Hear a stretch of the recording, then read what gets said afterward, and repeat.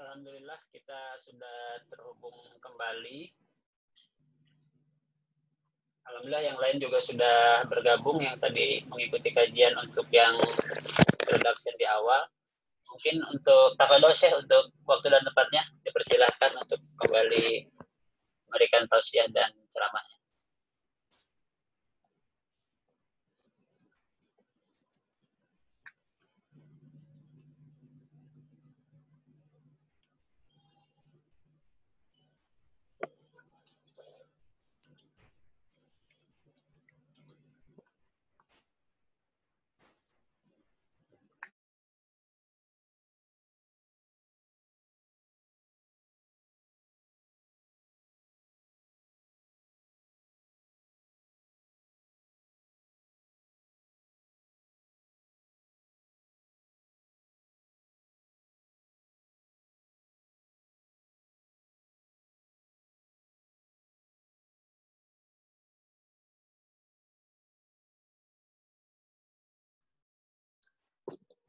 Dengan Anda bertakwa kepada Allah Subhanahu wa taala, benar-benar telah mengisi kehidupan Anda dengan hal-hal yang benar penuh dengan kemuliaan. Karena bertakwa kepada Allah itu dalam sir dan alan. Dalam sir itu dalam rahasia, diam-diam, sendirian. Alan itu di depan orang, terang-terangan. Karena taat kepada Allah Subhanahu wa taala adalah berpegang teguh kepada perintah Allah dan larangan Allah Subhanahu wa taala. Dan Allah Subhanahu wa taala berfirman, "Wa tazawwadu fa inna khairaz zadi taqwa." Berbekallah kalian, dan sebaik-baik berbekalan adalah takwa kepada Allah Subhanahu wa taala. Karena kita di dunia ini kita tidak menetap, kita tidak hidup di dunia. Dunia ini adalah jembatan menuju surganya Allah Subhanahu wa taala. Dan berbahagia mereka, beruntunglah mereka yang sudah membekali diri dengan ketakwaan, dengan ibadah, dengan amal soleh dari dunia untuk dibawa ke akhirat. Karena kehidupan yang abadi adalah kehidupan di akhirat, di surganya Allah Subhanahu wa taala. Maka sebenarnya istirahat ibadah itu pasti ada bebannya, ada beratnya bagi kita. Yang santai, yang istirahat itu adalah apa? Orang-orang yang benar istirahat, nggak beribadah kepada Allah. Maka kalau kita memikirkan orang-orang yang berusaha untuk melawan hawa nafsu, taat kepada Allah Subhanahu wa taala, banyak amal soleh yang dia kerjakan, berarti dia berusaha insya Allah meraih kemuliaan Allah Subhanahu wa taala. Kemudian keikhlasan. Keikhlasan dalam beribadah. Sampai benar-benar membekali diri dengan ikhlas. Siapakah orang ikhlas? Orang ikhlas itu adalah orang yang ketika berjalan di padang pasir, nampak kelihatan bekas daripada telapak kakinya, tapi tidak terdengar suaranya. Zaman sekarang, orang itu kalau mau beramal soleh, mau melakukan kegiatan, mau melakukan kebaikan, dia berusaha semaksimal mungkin agar orang tersebut ya merahasiakan amal ibadahnya, agar dia merahasiakan dirinya, apa yang dia kerjakan. Saat ini gara-gara medsos kebanyakan amal soleh kita bisa hancur, ya, entah batu amalukum antum la tash'urun, bisa hancur amalnya. Kenapa? Karena medsos kadang-kadang ini nge-share, ada yang perlu disembunyikan dia masih nge-share dan lain sebagainya. Itu kan sangat berbahaya bagi kita dan bagi apa? Agama kita, bagi keyakinan kepada Allah Subhanahu wa taala. Maka dalam hadis qudsi Allah mengatakan, "Ana aghna syuraka'u 'anil syirk." Saya tidak membutuhkan orang-orang yang mempersekutukan aku. Ya, faman asyraka fi 'amalihi ghairi. Orang yang mempersekutukan amalnya atau melakukan amalan bukan karena menginginkan harapan pahala dari Allah, taraktuhu wa syirku. Saya meninggalkan dia bersama orang yang dia luar biasa. Maka kalau kita perhatikan diri kita, ikhlas itu adalah apa? Salah satu bekalan yang berbahaya yang harus benar-benar kita harus pegang. Kenapa? Syaitan itu akan menggoda semua orang kecuali orang ikhlas. Ya, siapakah orang ikhlas juga? Adalah orang yang menyembunyikan kebaikan sebagaimana dia menyembunyikan keburukan. Maka Allah berfirman, qala fa bi'izzatika la ughwiyannahum ajma'in illa ibadaka minhum mukhlasin. Saya, kata iblis, saya akan menggoda demi kebesaranmu, kemuliaanmu ya Allah, saya akan menggoda semua manusia yang ada di muka bumi. Kecuali siapa? Illa ibadaka minhum mukhlasin. Kecuali hamba-hambamu yang ikhlas. Kemudian apa? Bagaimana bisa membekali diri? Harus punya rahasia, khabi'ah. Khabi'ah itu sesuatu yang disembunyikan. Apa itu khabi'ah? Harus punya amal saleh yang benar-benar tidak diketahui oleh orang. Saat ini kita bisa tengah malam keluar, bisa membagikan makanan. Diam-diam udah kasih orang fakir miskin, udah anak yatim. Gak ada yang tahu, kecuali Anda dan dia dan Allah. Tidak ada yang tahu lagi. Maka itulah yang disebut khabi'ah. Sesuatu yang Anda sembunyikan tidak diketahui oleh orang lain. Maka nanti Anda bisa menggunakan dalam tawassul. Contoh Anda dalam kesulitan. Ternyata pernah membantu dan menolong orang yang membutuhkan pertolongan. Maka Anda gunakan itu sebagai tawassul. Ya Allah, dengan kemuliaan dan kebesaran-Mu ya Allah, melalui amalan soleh yang pernah saya lakukan karena Engkau ya Allah tidak mengharapkan apa-apa, mudahkan urusan saya, lancarkan usaha saya, berkahi urusan. Semua itu dipermudah oleh Allah Subhanahu wa taala. Maka para jemaah yang dimuliakan Allah Subhanahu wa taala, kalau kita perhatikan orang-orang yang seperti itu, berarti dia apa? Mempersiapkan dirinya. Dia membekali diri, mempersiapkan diri, dia menyembunyikan sesuatu yang tidak diketahui oleh orang. Istrinya nggak tahu, suaminya nggak tahu, orang tuanya nggak tahu, anaknya nggak tahu. Sendiri, diam-diam dia punya. Seperti yang ketutup pas masuk ke dalam gua, tadinya ketutup guanya itu dengan batu. Mereka nggak bisa keluar. Kata temannya, kita bisa keluar dari sini kalau tawassul dengan amal soleh kita. Masing-masing punya tawassul. Akhirnya Allah bukakan dan mereka bisa keluar dari pintu tersebut atau dari gua tersebut. Nah, kemudian para jemaah yang dimuliakan Allah Subhanahu wa taala. Kalau kita perhatikan bekalan yang berikutnya adalah as-sabru, sabar. Sabar itu sangat diperlukan di dalam agama kita. Sabar dalam perjalanan. Karena kalau kita dalam perjalanan, sebuah safar, pasti kita mengalami banyak kesulitan. Maka Nabi SAW mengatakan, as-safaru qit'atun minal azab. Safar itu sebagian dari penyiksaan. Ya, kenapa? Kesulitan-kesulitan yang dia hadapi. Kemudian dia makannya tidak teratur, minumnya nggak teratur, tidurnya nggak rapi, meninggalkan orang yang dia cintai. Artinya mengalami banyak kesulitan, seperti penyiksaan bagi kita. Maka disebut as-safaru qit'atun minal azab oleh Nabi SAW. Safar itu adalah bagian daripada penyiksaan. Kemudian Allah Subhanahu wa taala mengatakan dalam Al-Qur'an, ya, laqad khalaqnal insana fi kabad. Sungguh kami telah ciptakan manusia dalam susah payah. Maka para ikhwan dan akhwat yang dimuliakan Allah Subhanahu wa taala. Nanti kita hidup di dunia ini ya bukan nikmatin, malah banyak kesulitan. Rasulullah dalam Sahih Muslim mengatakan, "Ad-dunya sijnul mu'min wa jannatul kafir." Dunia ini penjara bagi orang mukmin dan surga bagi orang kafir.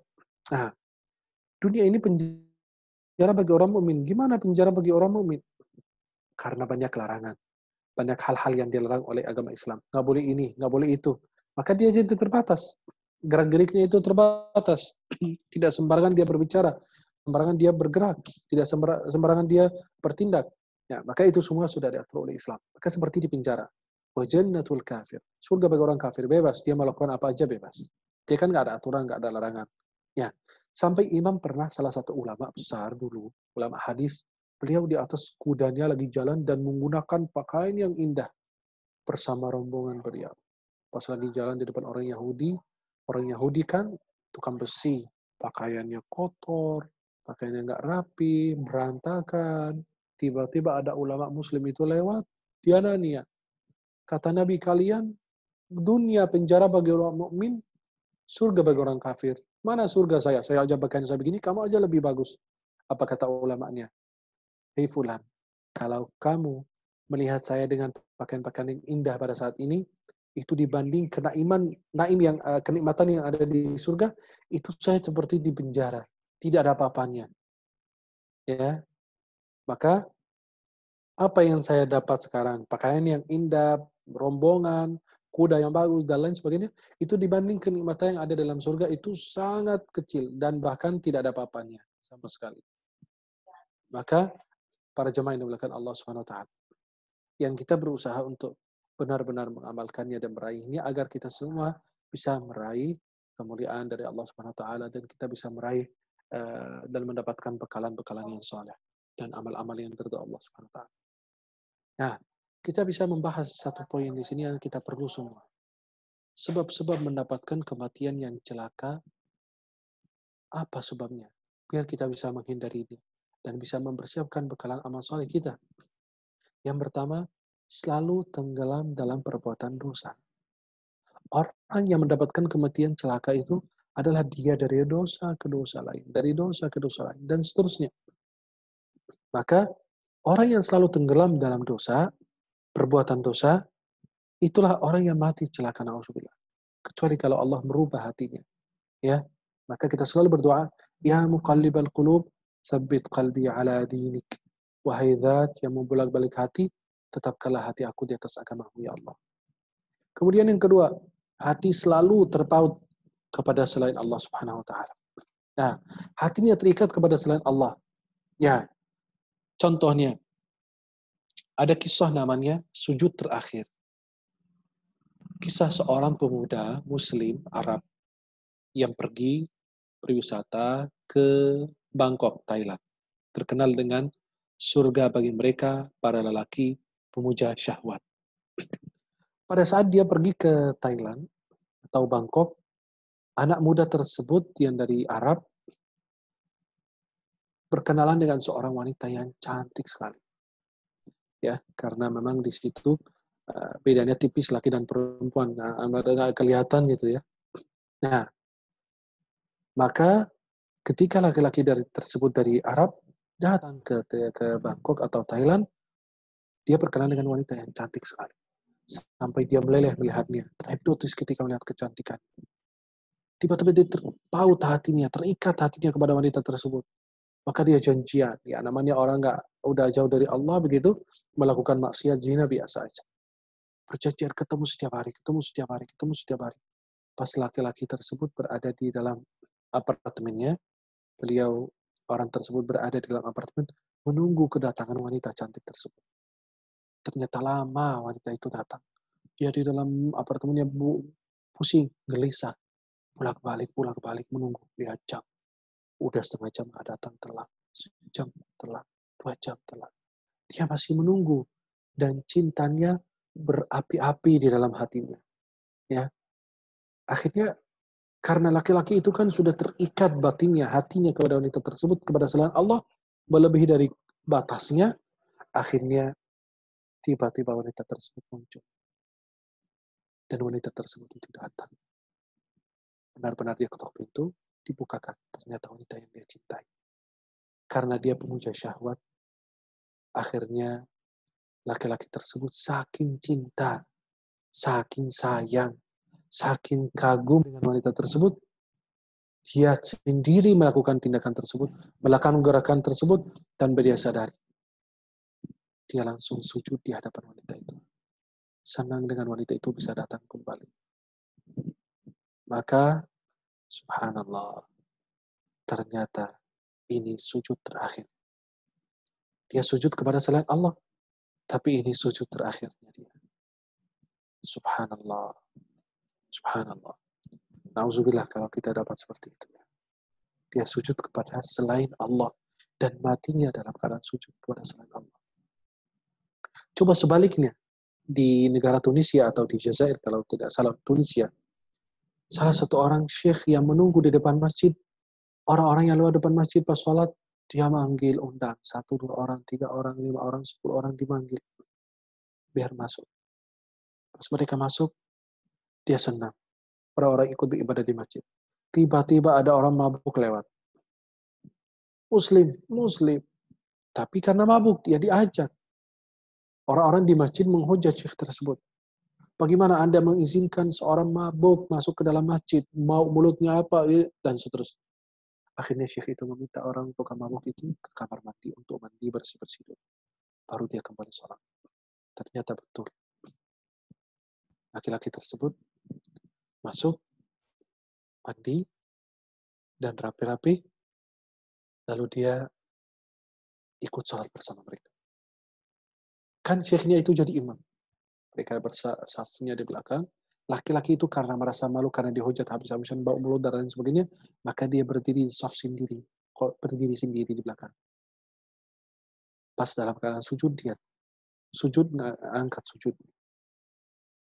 Akhirnya imam salam, jamaah ikut salam, tiba-tiba ada jamaah yang menoleh ke belakang, dia bilang, ya, tuh, orang mabuk diajak sholat, tidur pas sholat lagi. Pas dibangunkan ternyata itu sujud terakhir. Syekhnya langsung kaget. Saya 40 tahun mengimami kalian. Imam dalam sholat fardu, imam sholat sunnah. Tapi saya belum tentu wafat seperti ini. Ini karena Allah memandang hatinya berubah, maka Allah berikan perubahan, maka orang tersebut bisa meninggal dalam keadaan baik, dalam keadaan sujud dan keadaan husnul khatimah. Maka para jemaah dimuliakan Allah SWT. Bedakan antara tuh, lihat ini sujud. Sujudnya sama, gerakannya sama, tapi beda. Jauh antara sujud kepada Allah dan sujud kepada makhluk selain Allah SWT. Maka inilah ciri-ciri orang-orang yang bisa mendapatkan kematian yang celaka. Kemudian tanda kematian yang bahagia seperti apa? Dan bagaimana kita bisa istiqamah atau kunci untuk meraih kematian yang indah dan bahagia? Saya mau mati dalam keadaan baik. Gimana caranya? Kata ulama, tanda-tanda kematian yang bahagia, pertama ucapan terakhirnya adalah kalimat thayyibah, kalimat yang baik. Dalam hadis riwayat Abu Dawud dalam sunan beliau, dan dihasankan oleh Imam An-Nawawi dalam kitab Al-Majmu', man kana akhiru kalamihi la ilaha illallah dakhala al-jannah. Barang siapa yang akhir ucapannya la ilaha illallah pasti masuk surga. Antum bisa ucapin, coba kalau antum ucapin sekarang la ilaha illallah. La ilaha illallah. Udah gampang sekali. Tapi di akhir hayat itu terasa berat bagi mereka yang tidak pernah beramal untuk la ilaha illallah selama hidupnya. Yang tidak pernah beribadah kepada Allah Subhanahu wa taala, yang tidak mengenal la ilaha illallah. Maka para ikhwah dan penjamaah yang dimuliakan Allah, barang siapa akhir ucapannya la ilaha illallah pasti masuk surga. Ucapan baik, baca Quran dan lain. Yang kedua, orang muslim atau orang mukmin keningnya berkeringat. Ya, berkeringatnya kening adalah tanda orang beriman. Maka Nabi mengatakan al-mu'minu yamutu bi'araqil jabin. Orang mukmin itu meninggal dalam keadaan keningnya berkeringat. Kemudian yang ketiga, meninggal pada waktu-waktu yang diberkahi, pada saat-saat baik. Sampai Rasulullah mengatakan dalam riwayat Tirmidzi, "Ma min muslimin yamutu yaumil jum'ah aw lailatal jum'ah illa waqahu Allahu fitnatal qabr." Tidak ada seorang muslim yang meninggal pada hari Jumat atau malam Jumat kecuali Allah jaga dia, Allah selamatkan dia daripada fitnah kubur. Kemudian yang keempat, mengerjakan kebaikan di sisa hidupnya yang terakhir. Ya, pas habis ngantar makanan untuk orang fakir miskin, habis bantu anak yatim, habis ini, habis itu, maka orang tersebut benar-benar mengakhiri hayatnya dalam keadaan baik. Seperti apa orang yang meninggal dalam keadaan perang antara orang muslim dan orang kafir? Kemudian mautul mar'ati fi nifasiha bisababi waladiha. Wanita meninggal itu ketika dia dalam keadaan nifas, habis dia melahirkan. Atau ketika dia melahirkan. Atau dalam keadaan hamil. Dia hamil, meninggal. Itu disebut mati dalam keadaan baik. Atau ketika melahirkan, mati dalam keadaan baik. Atau sudah melahirkan dan masih dalam keadaan nifas, lalu wanita tersebut meninggal dunia. Nah, ini kan sebagian daripada ciri-ciri atau cara atau tanda-tanda orang yang mati celaka dan mati kematian bahagia. Kemudian kunci untuk kita meraih kematian yang indah dan bahagia, husnul khatimah yang kita kenal. Pertama, istiqamah. Istiqamah dalam menjaga. Nggak harus banyak-banyak. Sedikit juga nggak apa-apa. Yang penting rutin dijaga. Allah Subhanahu wa taala berfirman, "Innal ladzina qalu rabbuna Allah, tsumma istaqamu, tatanazzalu 'alaihimul malaikah alla takhafu wa la tahzanu wa abshiru bil jannati allati kuntum tu'adun." Sesungguhnya mereka yang mengatakan Allah sebagai Rabb kami, kemudian istiqamah, ya, menjalankan imannya tersebut, malaikat akan turun kepada mereka. Ya, alla takhaf. Turun malaikat kapan? Di akhir hayat mereka. Alla takhafu, jangan kalian takut. Wala tahzanu, jangan kalian bersedih hati. Wa abshiru bil jannati allati kuntum tu'adun. Kami kabarkan kepada kalian dengan surga yang dijanjikan untuk kalian. Yang kedua, berhusnuzan kepada Allah Subhanahu wa taala. Dalam hadis kudusi riwayat Imam Bukhari Muslim, Allah berfirman, "Ana 'inda husna dhanni 'abdi bi." Aku bersama hambaku selama hamba itu berbaik sangka kepada Allah. Seperti Anda berbaik sangka kepada Allah, ya insya Allah dapat kebaikan. Kalau Anda berburuk sangka kepada Allah, ya mendapatkan keburukan. Kemudian yang ketiga adalah takwa kepada Allah. Kalau kita bertakwa, insya Allah bisa meraih husnul khatimah. Takwa itu apa? Menjalankan perintah, menjauhi larangan. Takwa itu apa? Seperti orang berjalan di tempat yang ada duri. Kalau antum berjalan di tempat yang ada duri, biasa antum berusaha melangkahi, menjauhi duri-duri tersebut agar tidak diinjak oleh kaki kita. Itulah. Wa man yattaqillaha yaj'al lahu min amrihi yusra. Barang siapa bertakwa kepada Allah Subhanahu wa taala, dia Allah akan berikan segala kemudahan dalam urusannya. Kemudian yang keempat, as-sidq, kejujuran. Ya ayyuhalladzina amanu ittaqullaha wa kunu ma'as shadiqin. Hai orang beriman, bertakwalah kepada Allah Subhanahu wa taala dan ayo bergabung bersama Allah Subhanahu wa taala, akan bersama orang-orang yang jujur, dan Allah Subhanahu wa taala senang hamba-hamba itu selalu bersama orang-orang yang jujur. Kemudian yang kelima, taubat kepada Allah. Allah berfirman, "Wa tubu ilallahi jami'an ayyuhal mu'minuna la'allakum tuflihun." Bertaubatlah kepada Allah kalian semua orang beriman agar kalian mendapatkan keberuntungan dari Allah Subhanahu wa taala. Kemudian yang keenam, al-mudawamatu ala ta'atillah. Terus-menerus menjaga ketaatan kepada Allah Subhanahu wa taala. Maka berusaha untuk benar-benar menjaga ketaatan kepada Allah, insya Allah Anda akan meninggal dalam keadaan taat. Seperti yang dikatakan oleh Imam Ibnu Katsir, "Man 'asha 'ala syai'in mata 'alaih, wa man mata 'ala syai'in bu'itsa 'alaih." Barang siapa hidup dalam keadaan baik, dalam keadaan apapun, dia meninggal dalam keadaan demikian. Dan kalau dia meninggal dalam keadaan demikian, dibangkitkan dalam keadaan demikian juga. Artinya apa? Seperti orang yang talbiyah, kemudian dia meninggal dunia. Bagaimana dia bisa mendapatkan, dia bisa bangkit? Kan dia meninggal dalam keadaan talbiyah, berarti dia bangkit dalam keadaan talbiyah. Orang bangkit dari kubur, dia malah bertalbiyah kepada Allah Subhanahu wa taala, memuji dan memuliakan Allah Subhanahu wa taala. Kemudian yang ketujuh, selalu ingat mati dan tidak punya angan-angan yang panjang, yang besar, bahwa saya harus begini. Enggak. Dia berusaha agar dia diridhai Allah Subhanahu wa taala. Boleh punya cita-cita yang mulia, yang baik, dan kita punya jiwa ambisi juga enggak masalah. Dan setiap orang punya hal demikian. Seperti Umar bin Abdul Aziz, dia mengatakan, aku dulu berharap menjadi wali kota. Akhirnya Allah kasih. Beliau mengatakan, aku punya jiwa yang ambisi terus. Aku berharap menjadi wali kota, akhirnya menjadi wali kota. Kemudian beliau berharap mau menikahi saudaranya yang bernama salah satu perempuan di keluarga beliau yang bernama Fatimah. Dia menikahinya. Kemudian beliau ambisi lagi, berharap menjadi khalifah. Akhirnya Allah angkat beliau menjadi khalifah. Kemudian yang terakhir beliau berharap apa? Mau menjadi hamba yang diizinkan oleh Allah Subhanahu wa taala masuk ke dalam surga. Maka benar-benar kita selalu ingat mati dengan ziarah kubur. Maaf, kalau ziarah kubur mungkin ya selalu diperdebatkan wanita. Wanita kan masih bisa ziarah kubur juga. Ya, tapi tidak berlebih-lebihan. Ziarah kubur itu untuk mengingatkan kita kepada akhirat, kepada hari kiamat. Kemudian yang terakhir adalah takut wafat dalam keadaan su'ul khatimah. Takut wafat dalam keadaan buruk. Takut wafat dalam keadaan tidak taat Allah Subhanahu wa taala.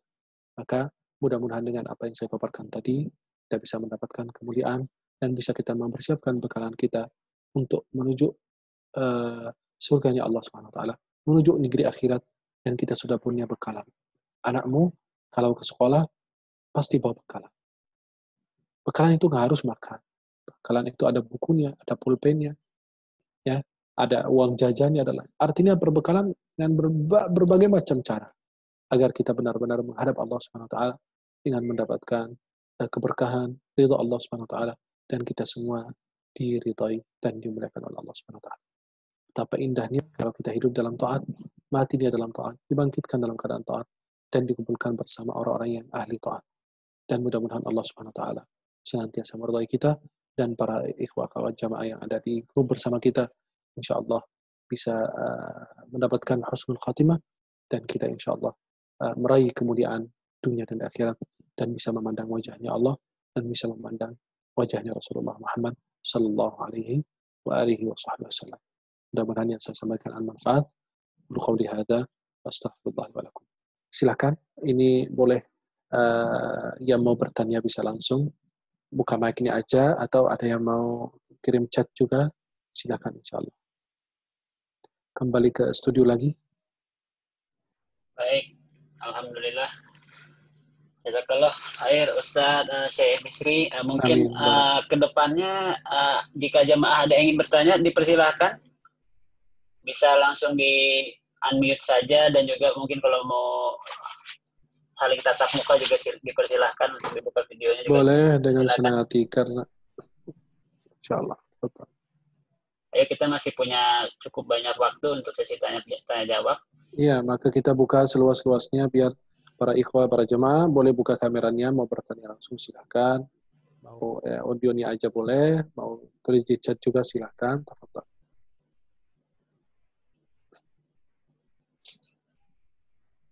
Ada yang ingin bertanya?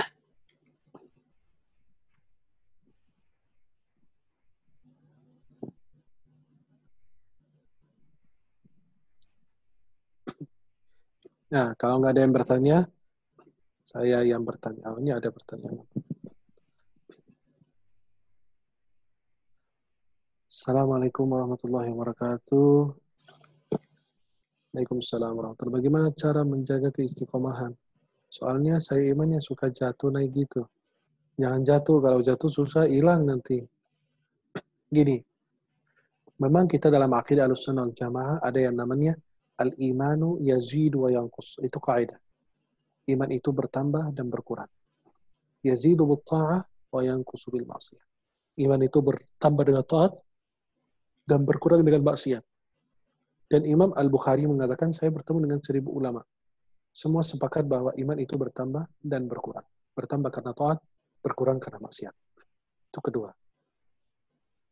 Kemudian, kalau kita lihat bagaimana menjaga keimanan kita. Sebenarnya iman itu dibagi 4. Ya, kondisi manusia itu atau iman kita 4. Ada iman yang tidak pernah bertambah, tidak pernah berkurang dalam satu standar. Itu iman para malaikat, karena diciptakan dalam taat. Yang kedua, iman yang bertambah tidak pernah berkurang adalah iman para nabi dan rasul. Yang ketiga, iman yang naik dan turun adalah iman kita. Selain para nabi dan rasul. Iman kita kadang-kadang naik, kadang-kadang kurang. Kadang-kadang semangat ibadah, kadang-kadang malas ibadah. Yang keempat, iman yang turun tidak pernah bertambah adalah iman orang ahli maksiat. Karena imannya tidak pernah nambah. Dia nggak ada ketaatan, nggak ada ibadah. Maka dia susah. Dia hanya maksiat terus yang dia kerjakan, dia jaga. Maka bagaimana cara menjaga keistiqomahan kita? Pertama, kita memohon taufik kepada Allah.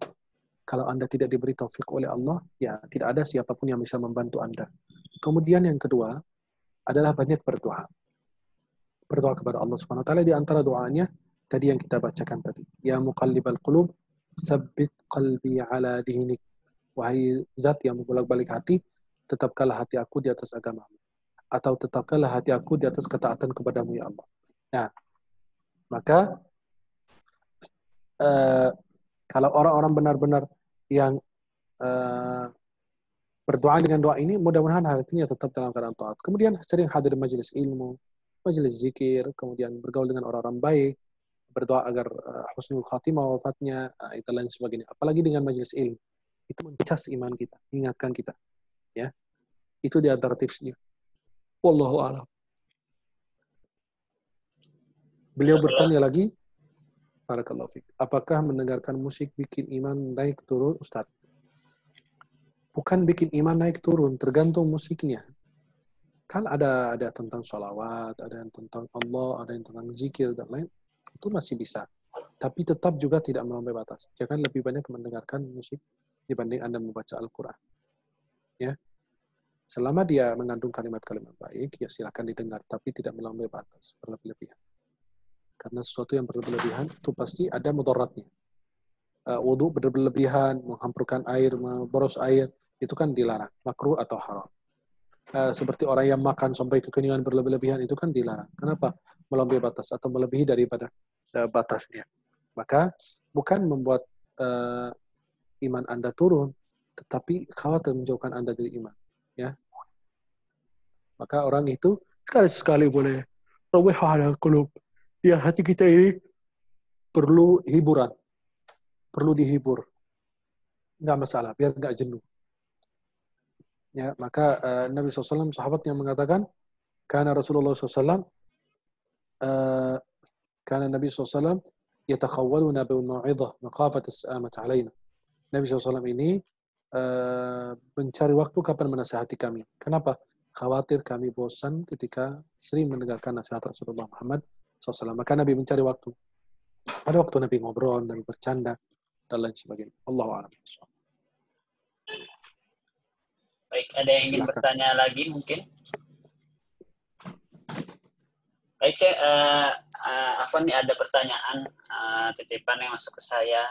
Mungkin bisa digambarkan sih, mungkin secara singkat saja gitu, mengenai gambaran apabila kita sudah meninggal itu seperti apa dan tahapannya seperti apa sampai akhirnya kita nanti diinikan ke neraka atau surga gitu. Itu aja sih. Nah, oke. Gini, dikabarkan bahwasannya orang kalau meninggal itu rohnya dicabut dari kaki. Cabut dari kaki sampai ke mulutnya. Dikeluarkan dari mulutnya. Kemudian kadang-kadang diikuti oleh pandangan matanya. Maka ada orang sebagian yang rohnya keluar masing-masing makanya matanya terbuka. Maka ditutup. Sunahkan. Ya. Kemudian dicabut. Ya, nyawanya dicabut sesuai dengan amal ibadahnya baik atau buruk. Malaikat dia lihat penampilan malaikat aja udah ngeri. Berpakaian baik atau berpakaian yang buruk dan lain sebagainya. Kemudian ada yang dipanggil ya Tuhan nafsul mutmainnah atau jiwa yang buruk dan lain sebagainya. Kan tergantung orang tersebut. Maka ketika dicabut, kemudian dibawa naik ke langit. Kemudian ya kalau dia baik dibukakan pintu langit untuknya. Tapi kalau tidak ya dilempar lagi, dikembalikan kepada orangnya lagi. Kan mayatnya sudah mati, rohnya sudah dicabut. Roh itu sampai saat ini dan sampai hari kiamat tidak ada yang mengetahui hakikat roh. Karena itu termasuk urusan Tuhan. Allah katakan demikian. Maka udah dicabut, orang tersebut mati, dimandikan, dikafani, disolatkan, kemudian dikubur. Pada saat dia diletakkan dalam kubur, kan belum ada rohnya. Allah kembalikan roh itu lagi ke dalam jasadnya. Untuk tanya jawab. 3 pertanyaan. Man rabbuka, ma dinuka, man nabi. Siapa Rabbmu? Apa agamamu? Siapa Nabi? Maka orang tersebut akan menjawab, Rabbi Allah, Nabi Muhammad, dinil Islam, orang yang lancar-lancar. Kemudian malaikat akan memperlihatkan, kan ada malaikat Munkar dan Nakir, ya, yang akan menanyakan kita dalam alam kubur. Mau pakai bahasa Arab atau bahasa apa, tidak dikabarkan. Ya, mau bahasa Arab, mau bahasa Indonesia, kita tidak tahu. Tidak, itu kan berkaitan dengan ghaib. Seperti bahasa ahli surga. Ya wallahu alam, bahasa ahli surga itu apakah bahasa Arab atau bahasa lain, kita juga tidak tahu. Karena itu berkaitan dengan ghaib dan tidak punya bukti dan dalil dan yang sahih tentang bahasa ahli surga, bahasa apa nanti. Ya, maka nanti insya Allah kalau kita masuk surga bisa kita tahu. Dan gampang berkomunikasi, tenang. Tidak usah dipikirin ada penterjemahan dan lain. Maka ketika orang tersebut sudah ditanya malaikat lalu dia menjawab dengan lancar, maka akan disuruh lihat ke sebelah kiri. Akan dibukakan semacam lubang. Nih, tempatmu di neraka. Karena kamu taat, maka dibukakan langsung. Karena kamu ahli ibadah dan ahli taat, maka kamu digantikan di dalam surganya Allah SWT. Kemudian dia mendapatkan nikmat di dalam kubur. Ya, kuburnya menjadi taman surga dan lain sebagainya. Menikmati alam barzakhnya. Barzakh itu penghalang antara dua sesuatu. Dia nggak bisa kembali ke dunia dan tidak bisa pergi masuk akhirat karena dipertahankan di situ. Kemudian diberikan kenikmatan. Di sini ada sebuah pertanyaan. Ada pertanyaan orang yang sudah mati dari Nabi Adam, dari zaman Nabi Nuh. Kan sudah puluhan tahun tuh, ribuan tahun tuh. Sudah meninggal. Lama banget dia menunggu hari kiamat. Kata ulama, orang beriman, orang yang ahli taat dan ahli ibadah, alam barzakh itu terasa seperti sholat 2 rakaat. Ringan betul. Coba antum sholat 2 rakaat berapa lama? Itulah terasa alam barzakhnya. Kemudian, ini untuk orang yang beriman. Dia diberikan kenikmatan, kemudahan, keberkahan, dan lain sebagainya. Kemudian, orang yang ahli maksiat atau orang kafir. Tanya merabbuka matinuka manimu. Saya tidak tahu. Kemudian digebukin oleh malaikat. Sampai dia masuk ke bumi ke-7, diangkat lagi sampai disiksa. Sampai nanti akan diperlihatkan dulu lubang di sebelah kanan. Tuh, lihat. Ya, lihat ini. Ini tempat di surga. Tapi karena kamu maksiat, durhaka kepada Allah, maka Allah gantikanmu itu tempatnya di dalam neraka jahanam. Kemudian mereka itu nanti menunggu hari kiamat. Kan nanti semua manusia mati, bumi hancur dan lain sebagainya.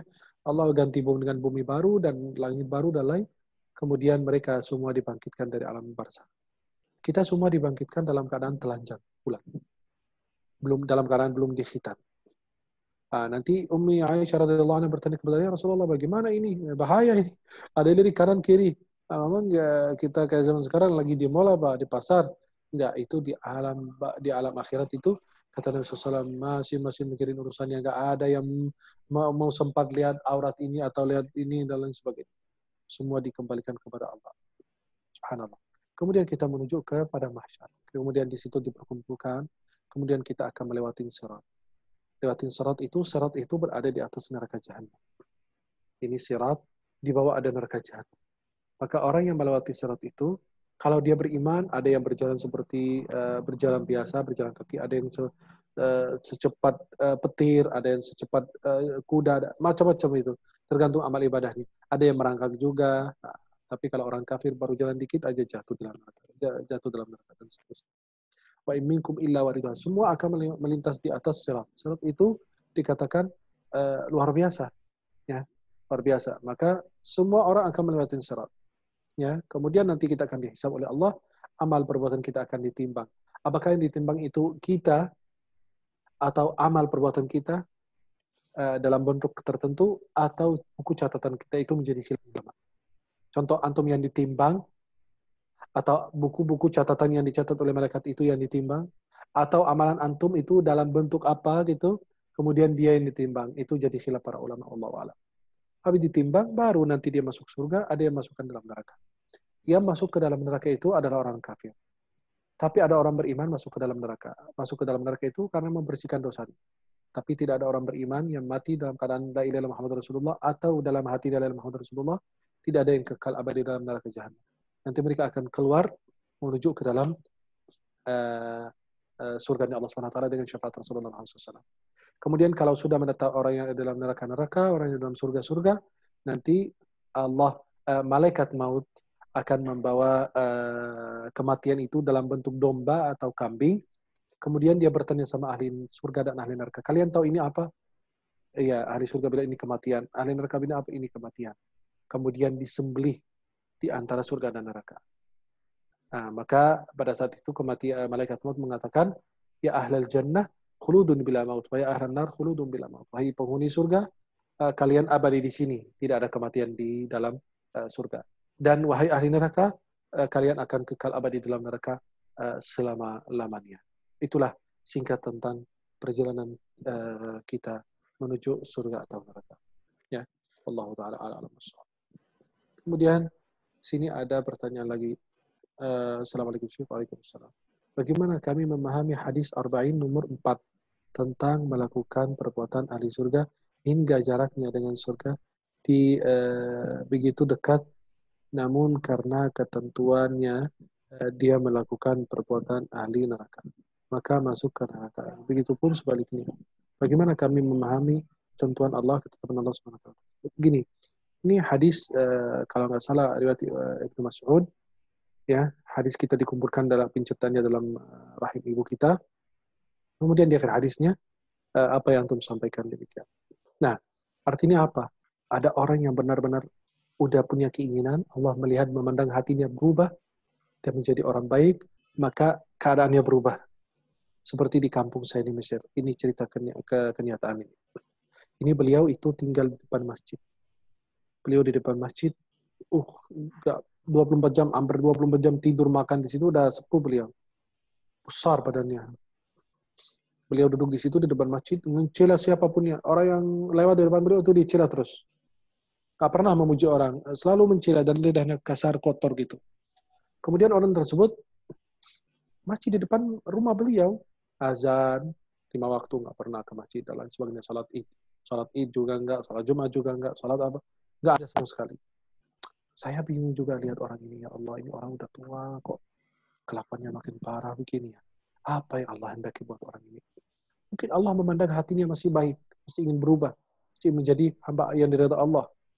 Ternyata tidak lama kemudian anaknya mengajak beliau untuk umrah. Karena memang anaknya ahli ibadah semua, kecuali bapaknya itu. Akhirnya anaknya mengajak untuk umrah. Kata ayahnya, umrah apaan? Orang ayahmu nggak bisa wudhu apa segala macam. Akhirnya anaknya bilang, enggak, ini kita nggak umrah. Kita yang umrah, bapak jalan-jalan. Itu bapak bahasa aja biar menarik beliau ke sana. Akhirnya benar tertarik beliau untuk ikut umrah, lalu dia berangkat. Subhanallah, Allah berubah. Allah bolak-balikan hati hamba itu. Beliau pas sampai di Saudi, lihat Ka'bah, benar-benar meneteskan air mata, kata cerita anaknya. Dan dia nggak mau keluar dari Masjidil Haram. Mau 24 jam di Masjidil Haram. Terus dia beribadah, melakukan ketaatan, dan berbagai macam cara. Sampai dia bilang, ya udah kalian pulang aja, tinggalin aku di sini. Nah, akhirnya mereka mengajak pulang. Nah, kembali, saya suatu waktu pada saat itu mau masuk masjid sholat Jumat. Saya kaget. Di sop paling depan, saya kan kadang-kadang kalau di sana, kalau lagi nggak ada kegiatan dan lain, biasanya kita lebih awal ke masjid. Pas saya lebih awal ke masjid, saya kaget ada bapak-bapak barunya besar, lagi duduk di sofa depan. Saya pas masuk dari belakang tuh kelihatan pakai gamis putih, pakai sorban. Ajib, ini siapa ya? Baru pertama kali lihat. Pas saya maju di sofa depan gitu, saya lirik gitu. Ternyata beliau itu yang orang luar biasa. Sampai orang bilang, ini orang mati dalam keadaan buruk, masuk neraka. Ternyata malah rajin ibadah, saf pertama terus, dan subhanallah, tidak lama dari dia pulang umrah, dan rajin ibadah, ternyata dia meninggal dalam keadaan baik. Itu ternyata. Itu saya baru memahami hadis itu. Dia sudah dekat dengan neraka, ternyata Allah rubah hatinya. Allah memandang hatinya, akhirnya dia masuk ke dalam surga. Berbuat beramal ahli surga, kemudian masuk ke dalam surga. Ada yang ahli surga terus, tapi kadang-kadang sombong, angkuh dengan amal ibadahnya, merasa dia paling suci, paling menerima amal, meremehkan orang lain. Kamu masuk neraka, kamu masuk ini, kamu ahli bid'ah apa? Dia merasa dirinya suci. Akhirnya dia sebelum wafat, dibalikan hatinya oleh Allah.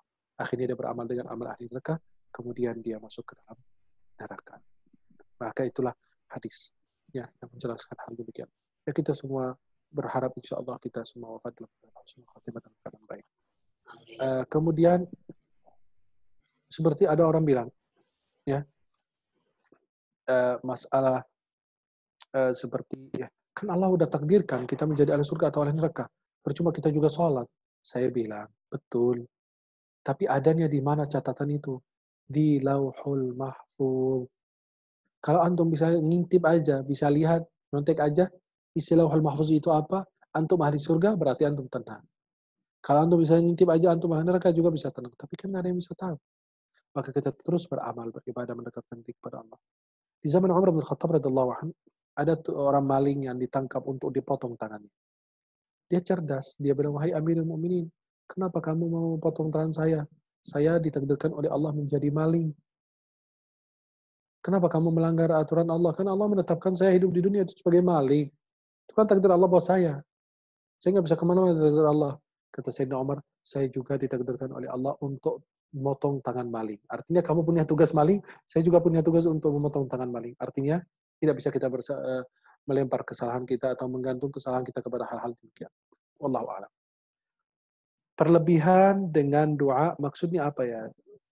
Soalnya saya pernah baca juga berlebihan di saat wudhu dan doa. Maaf, saya ini pertanyaan. Nggak apa-apa dengan senang hati. Gini, maksud ana tadi berlebihan dalam berwudhu. Menggunakan air berlebihan. Menghampurkan air. Boros. Itu ada hadis dalam Sunan Ibnu Majah dengan sanad lemah. Nabi mengatakan, Ya Sa'ad la tusrif fil ma'i walau kunta ala nahrin jarin. Wahai Sa'ad, jangan berlebihan menggunakan air ketika berwudu, walaupun kamu berwudu dari air sungai yang mengalir. Itu yang dimaksud adalah air wudu. Artinya apa? Orang sekali, 2 kali, 3 kali sunnah. Ini berlebihan sampai 5 kali, 6 kali berlebihan itu boros. Maka itu disebut makruh atau disebut haram oleh sebagian para ulama. Wallahu a'lam bishawab.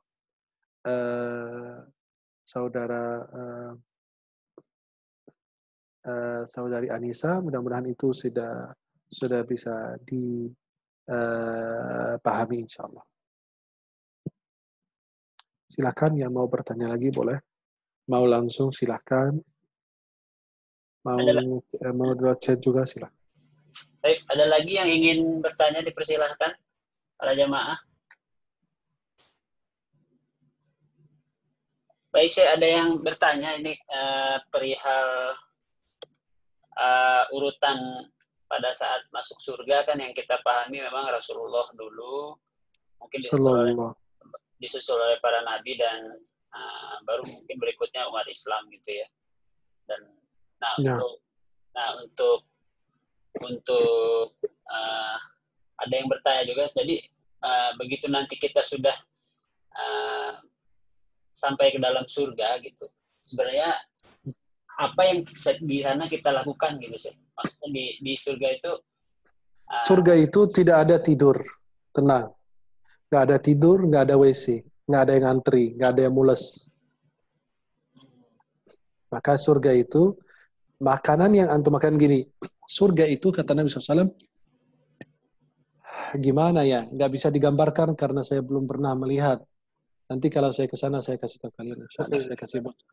Amin, insya Allah. Dan kalau kalian ke sana, jangan ceritakan ya. Nanti karena saya akan segera menyusul ya. Insya Allah. Gini, surga ini adalah gini. Kalau antum melewati sebuah istana, sebuah bangunan yang megah, taman yang indah, antum kagum dengan bangunan istana tersebut atau villa tersebut. Wah, hebat benar yang buat. Antum kagum terhadap yang dibuat manusia oleh manusia. Apalagi yang dibuat oleh manusia untuk kita. Manusia buat untuk manusia lain aja antum kagum. Apalagi terhadap apa yang Allah buat kita. Maka Nabi SAW mengatakan, apa? Surga itu benar-benar tidak pernah melintas dalam pikiranmu. Tidak pernah dilihat oleh mata. Dan tidak pernah melintas dalam pikiran dan hati kita. Ya, maka apel ada, jeruk ada, itu hanya nama, kesamaan dalam nama. Susu ada, khamar juga ada. Tapi khamar ladzatil lisyaribin. Khamar itu nikmat ketika orang minum. Rasanya enak, tidak membuat mabuk. Ya, dan di surga itu antum menikmati berhadap-hadapan, duduk sampai bertemu dengan bidadari yang dalamnya kelihatan dari luarnya. Seperti ikan yang benar-benar nampak isinya, dalamnya, tulangnya, apa segala macam. Itu kelihatan dari luar. Ya, yang transparan itu.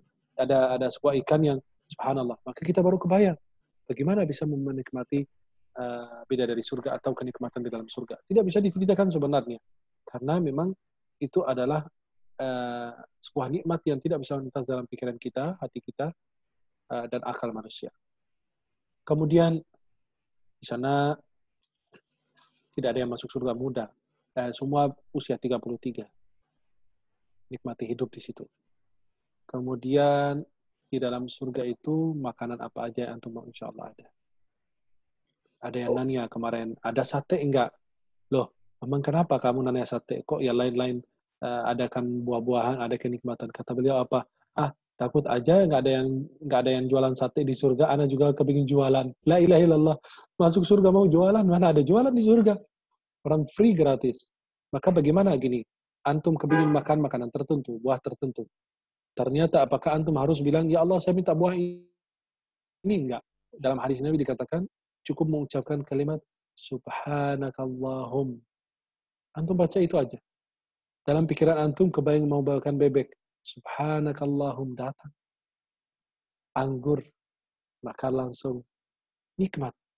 Nikmatin surga. Nggak ada tidur. Nggak ada buang air besar. Nggak ada buang kecil. Maaf. Itu keluar dalam bentuk keringat. Keringat yang wangi. Orang kalau masuk surga itu buang air besar, buang air kecil, itu keluar dalam bentuk keringat. Ya, itu di antara. Dan insya Allah mungkin ada dalam kitab-kitab banyak sekali menceritakan hal demikian. Wallahu a'lam. Baik, ada lagi yang ingin bertanya? Kita masih ada waktu. Mungkin sekitar 20-10 menit lagi sebelum kita tutup.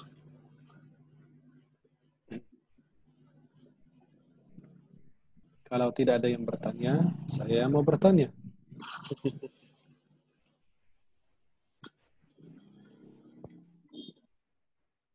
Baik, Mau bertanya secara langsung juga silakan, nggak ada masalah. Kalau ada yang bilang makanan pertama yang diberikan di surga itu hati ikan paus, itu betul itu ya saya? Sebenarnya gini, kalau untuk hati ikan paus itu memang ada, ya, ada riwayat yang mengatakan. Tetapi wallahu a'lam bishawab. Ya. Itu ada riwayat yang mengatakan demikian. Tapi kebenarannya Wallahu a'lam.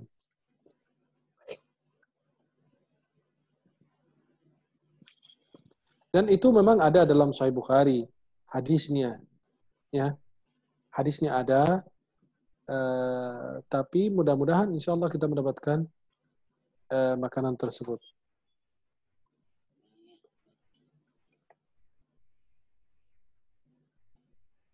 Kemudian bangunannya, batunya, karpetnya, apa yang di dalam surga itu kan, dan surga itu punya 8 pintu, di antaranya adalah pintu Ar-Rayyan untuk orang yang berpuasa.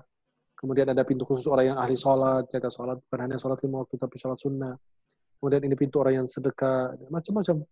Dan yang membuka pintu surga adalah Rasulullah Muhammad SAW. Maka tidak ada yang berani masuk surga sebelum Rasulullah Muhammad SAW.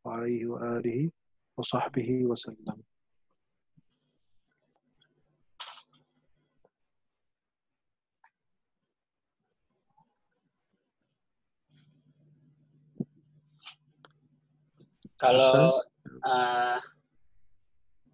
ini sih ada yang bertanya mengenai gambaran, justru tadi kan gambaran mengenai surga gitu ya. Ini yang kebalikannya gambaran mengenai neraka gitu. Jadi, tapi kan ada yang kekal memang di dalam neraka tuh kekal selama-lamanya gitu, dan juga ada yang orang Islam yang ibaratnya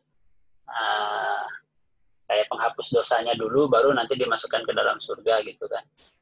Nah, itu amalan-amalan apa misalkan kan nanti pasti dalam pada saat penghitungan atau pertimbangan amal itu kan pasti dihitung lebih berat amal baiknya atau amal buruknya gitu ya. Dan misalkan lebih banyak amal baiknya itu otomatis langsung ke surga sih, atau maksudnya oh ya ini kira-kira amal buruknya juga banyak walaupun amal baiknya lebih banyak. Gini, dia ada yang timbangan amal baiknya berat. Seperti kalau dia punya buku catatan atau lembaran isinya la ilaha illallah Muhammad Rasulullah, itu lebih berat dari semua amal. Satu. Kedua, dia punya banyak amalan yang baik, amalan yang saleh. Dan amalan saleh ini itu lebih berat daripada amalan buruk. Maka dikatakan orang tersebut akan masuk ke dalam surga. Atau dikatakan bahwa dia masuk neraka untuk membersihkan dosa dan kesalahannya. Ada yang seimbang, 50%, 50-50 gitu. Amal baiknya 50%, amal buruknya 50%. Itu yang disebut Ashabul A'raf. Ashabul A'raf itu siapa? Kan ada surat dalam Al-Quran, surat Al-A'raf. Ya, surat Al-A'raf itu dikatakan oleh sebagian ulama bahwasanya Al-A'raf itu adalah qaumun tasawat hasanatuhum wa sayyi'atuhum. Adalah sebuah kaum yang amal perbuatan baik dan amal perbuatan buruk itu kesimbang. Sama, 50%, 50%, 50-50 gitu. Maka itu mereka akan dikatakan berdiri di antara surga dan neraka. Mereka akan ada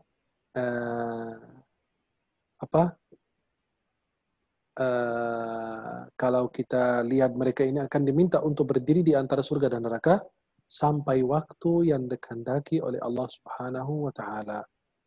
Ya, dihendaki oleh Allah Subhanahu wa taala, dan mereka akan dipersilahkan, ayo masuk ke dalam surga. Tapi berapa lama mereka menunggu? Wallahu a'lam.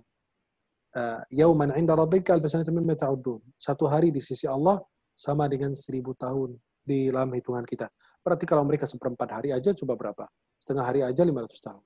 Maka mereka akan berdiri di antara surga dan neraka sampai waktu yang dikehendaki oleh Allah Subhanahu wa taala, kalau mereka akan diizinkan masuk ke dalam surga Allah. Wallahu a'lam.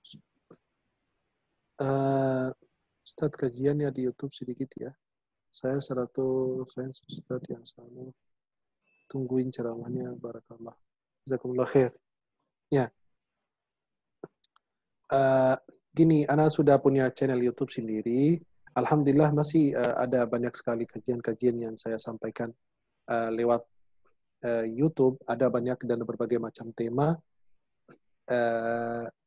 Insya Allah hari ini saya akan upload video tentang terbitnya matahari dari barat. Bagaimana kejadian terbitnya matahari dari barat nanti. Ya.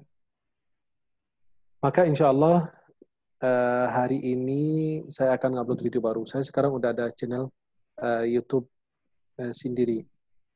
Ya. Tapi yang upload video itu kan biasa videonya dari luar. Ini channel YouTube Ana, Al-Misri Official itu. Di situ insya Allah ada kajian-kajian yang biasa saya upload atau berkaitan dengan tanda hari kiamat, atau terakhir itu tentang Imam Bukhari, pengarang kitab Al-Hikam, perempuan menjadi imam dalam sholat, tentang Imam Syafi'i, kemudian ulama berasal dari Mesir, kemudian bolehkah wanita ziarah kubur, biografi putra-putri Nabi, apakah Maryam seorang nabiyah bukan, artinya diutus oleh Allah atau tidak, Nabi Yusuf nikah sama Zulaikha atau tidak, kurban untuk orang yang sudah meninggal, akan nikah di dalam masjid, tentang sholat duha, 10 kata yang menghancurkan jiwa anak kita, kemudian bolehkah berdoa minta kekayaan gitu, jangan memuji orang berlebihan, ya salat di antara dua tiang masjid. Ini kan jadi kita ngupload video-video yang benar-benar dibutuhkan oleh masyarakat pada saat ini, khususnya permasalahan tentang fikih. Ya, maka antum bisa menonton di channel ini insya Allah. Tapi ada banyak kajian-kajian yang lain tentang Imam Mahdi, ada tentang Ya'juj Ma'juj, ada tentang Dajjal juga ada.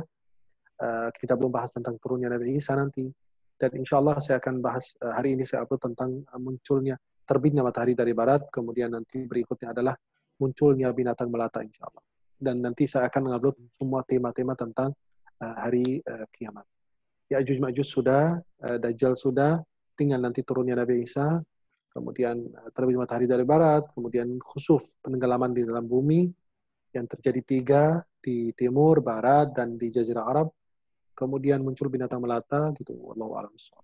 Dan mudah-mudahan insya Allah bermanfaat buat kita semuanya. Baik, jazakallah Syekh. Ada lagi yang ingin bertanya, mungkin satu pertanyaan terakhir sebelum kita tutup.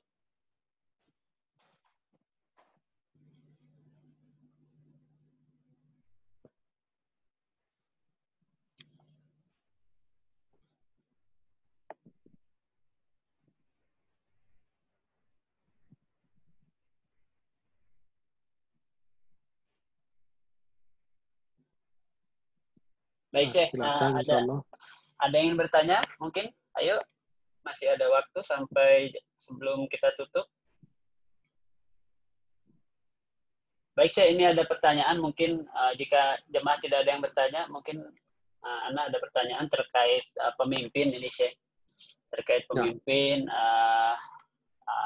Ini mungkin kaitannya ke topik kita bahasan hari ini juga mengenai bekal pulang nanti gitu. Kaitannya dengan pemimpin gitu, di saat kita mempunyai pemimpin, misalkan pemimpin yang cukup bisa dibilang ya kalau dalam segi pemahaman ini mungkin tidak menginikan yang namanya syariat gitu, atau misalkan ya banyak hal-hal yang justru bertentangan gitu dengan syariat. Nah ini kaitannya tuh dalam kita memahami dan bagaimana nanti pemimpin tersebut saat ya apakah akan digambarkan pada saat nanti mungkin di alam barzah atau apa, pemimpin yang adil itu seperti apa, pemimpin yang zalim itu seperti apa, mungkin nanti apakah di alam barzah itu juga ada pembagiannya gitu sih, atau misalkan bagaimana treatmentnya pada saat nanti sudah menghadapi kematian gitu. Pemimpin yang baik ini memang Al-Hasan Al-Basri mengatakan, kalau aku punya doa mustajab, aku akan doakan untuk pemimpin. Kenapa? Karena kalau dia lurus, rakyat lurus. Kalau dia bengkok, ya rakyatnya bengkok. Itu pertama. Kedua, kalau untuk masalah dia mendapatkan azab di alam barzakh, ya otomatis kalau dia menyimpang daripada apa yang diperintahkan oleh Allah atau dia melakukan kezaliman, itu baru di alam barzakh, biar dia merasakannya. Nanti yang porsi besarnya itu di akhirat, di neraka jahanam. Kalau pemimpin yang adil itu seperti pemimpin-pemimpin yang selalu bertakwa, berusaha melayani rakyatnya dengan baik, tidak membeda-bedakan, tidak memberikan fasilitas kepada orang yang lain tidak diberikan, dan lain sebagainya. Ya seperti kepemimpinan biasalah gitu ya. Maka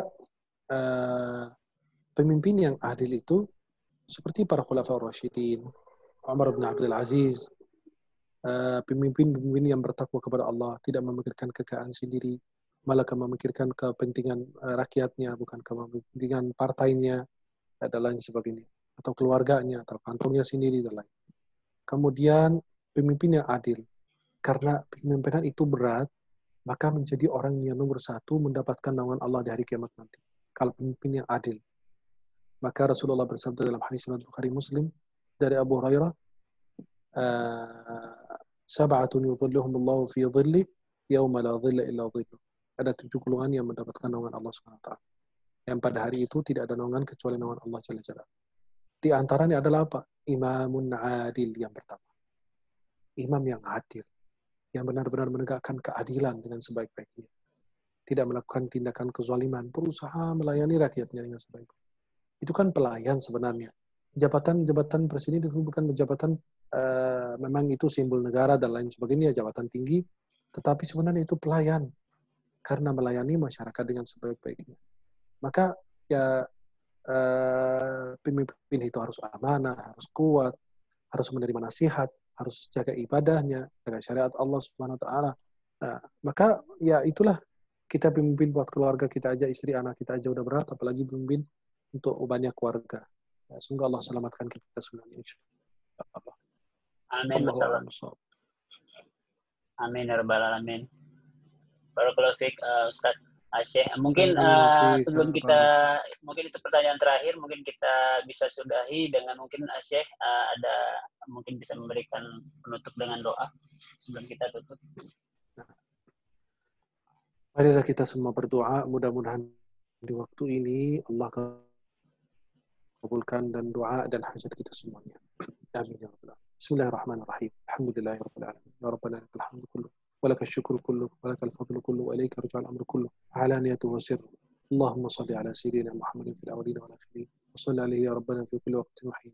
Allahumma ighfir lana wa liwalidayna warhamhuma kama rabbayana shighara.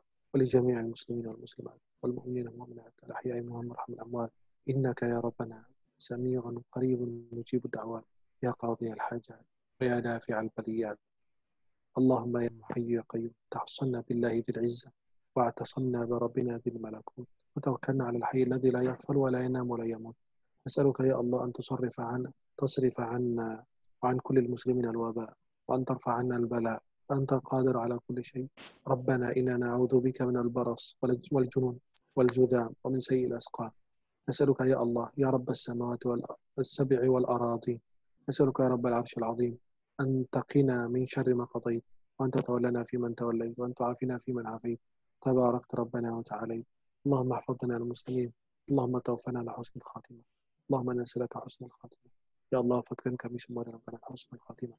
Jadikan ucapan kami terakhir la ilaha illallah Muhammadur Rasulullah. Ya Allah, wafatkan kita dalam keadaan sujud. Ya Allah, wafatkan dalam keadaan bersuci. Ya Allah, dalam keadaan suci. Ya Allah, wafatkan kami dalam keadaan membaca Al-Quran. Wafatkan kami dalam keadaan memikirkan umatnya Muhammad SAW. Ya Allah, mudahkan kami husnul khatimah. Ya Allah, mudahkan husnul khatimah. Ya Allah biha, ya Allah bi husnul khatimah. Rabbana zalamna anfusana in lam taghfir lana wa tarhamna lanakunanna minal khasirin.